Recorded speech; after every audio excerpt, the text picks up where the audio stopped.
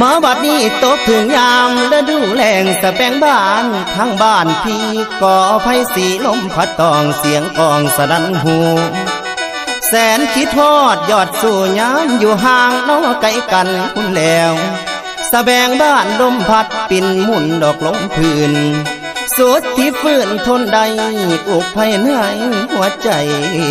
พี่นางเอ้ยนางไงกูลาอายนี่หนพรบ่พรบอกขานิ่งน้ำนองเจ้าเรื่องเก่านอกข้างหลังคุณแล้ว